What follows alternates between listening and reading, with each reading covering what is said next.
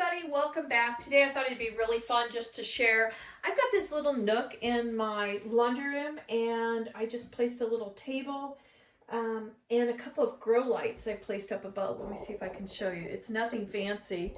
I literally used hangers to hang them on the closet pole rod. So I have those there. And then I just have my herbs in here because I don't know if you ever go to the grocery store and buy the little packs of herbs, but they're like $4 and $5 a pack, and they're usually enough for one recipe. So today I just thought it would be really fun to share. We're getting closer to the gardening season, and all of these are just a little worse for the wear. Let me see if I can move this a little closer. They are ready to be trimmed, cut back severely. My rosemary actually started to bloom, so it's just time to do a severe prune.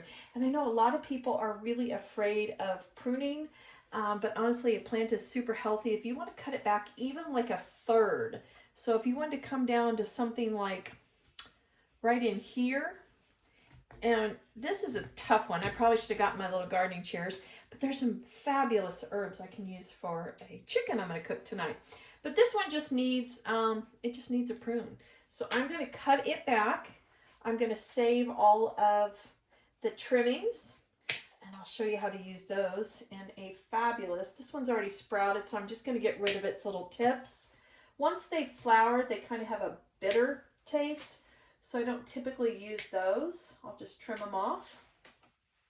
This one I'm going to trim back to here. But once I get this all trimmed back, I'll run a vacuum, clean it up.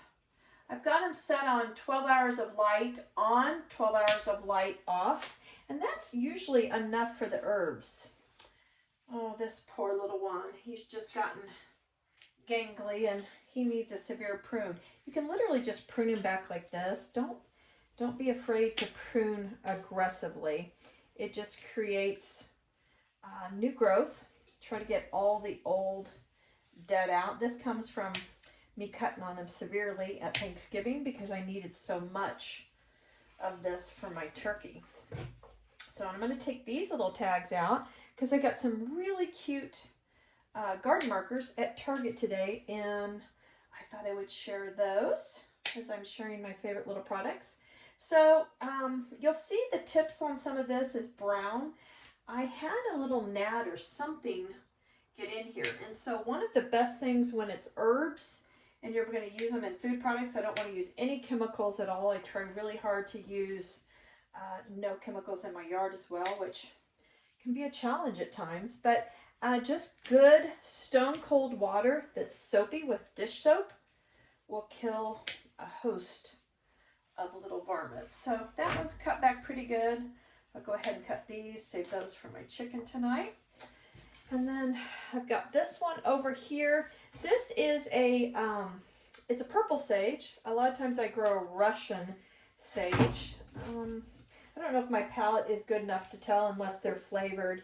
You'll see lemon and cinnamon and all kinds of new flavors in the, or scents, flavors in the herb world, which is a lot of fun. I had cinnamon basil that I got from Florette Farm. Last year I grew it up at the ranch, and it was, oh my gosh, it was so fabulous. It was so fragrant. I used it in several recipes, and I learned very quickly that you needed to use it sparingly because the cinnamon was almost overpowering, but it was fabulous. So you always want to get down to the base of the plant, get any of this out, clean up around. You don't want to have any of the dead or diseased or wilty leaves around the base. Good airflow is another thing. It's probably the time of year where I'm going to have to hook up just a little, like a college fan. Those little $5 fans you see at Walmart for dorms are fabulous. That one's all good. I've got a new little basil. Someone was asking me where I get these. So these come from Family Tree Nursery over in Liberty. I've told you, one of my favorite haunts. This is just a Genovese basil, and I use more basil than I know what to do with, but this is the size pot they come in. They're like $5, so you've already got more basil than you'd get in a pack. I need to plant this one up. A friend of mine picked this up for me a couple weeks ago, and I just haven't gotten it potted up, but today is the day. So I'm going to go ahead and save all of this over here. I'll pull its tag too, set it over here. This is a Greek oregano, and I don't know if I damaged it when I was cutting, but I noticed it had quite a few seriously dead spots in it. So I'm going to trim that back aggressively on this side, and then I'm going to fertilize all of these, do a quick little vacuum, and they will be back flourishing just in time for a chicken or a turkey breast, either or. I'm going to share a fun little recipe. It's laden with herbs, and the first time I made it, it's not my recipe. I think it's Tyler Florence. My father told me it was the best turkey he ever had in his life, and that's a lot coming from my dad with my mom sitting across the table. So I have made that for quite a few years afterwards, and I will tell you, I made it this year, and everyone raved about it. So it's fun to share a recipe again. It's not mine.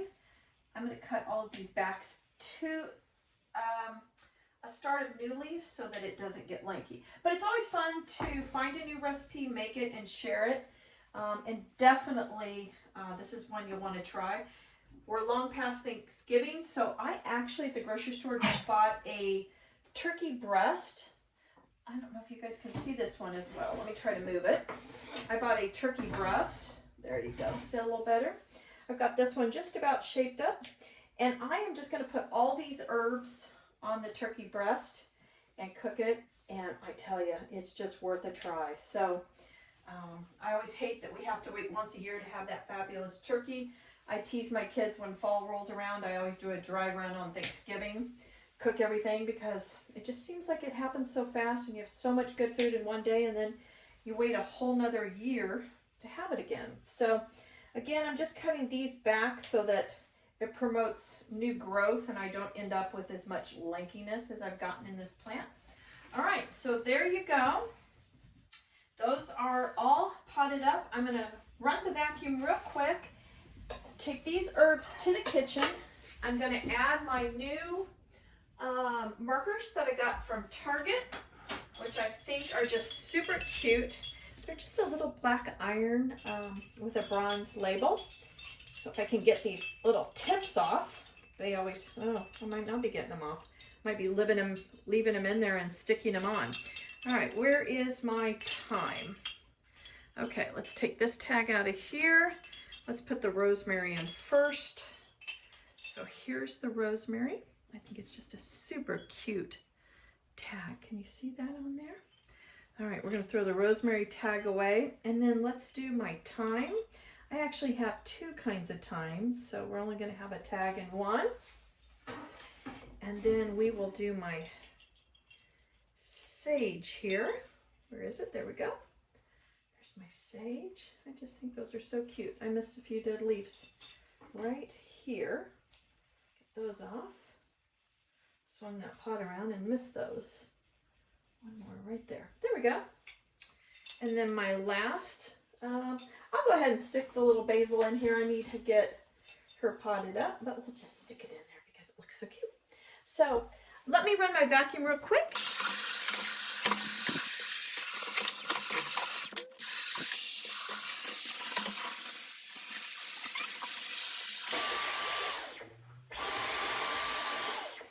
Okay, we've got that done, and I am ready to give them fresh water. I'm going to turn the light on so you can see what the light looked like. I run mine during the day, but you can see it turns everything to pink. I always joke and think, I wonder if my new neighbors wonder what I'm growing as my laundry room glows pink all night long. But anyway, there you go. There's a quick little tutorial on how to clean up your herbs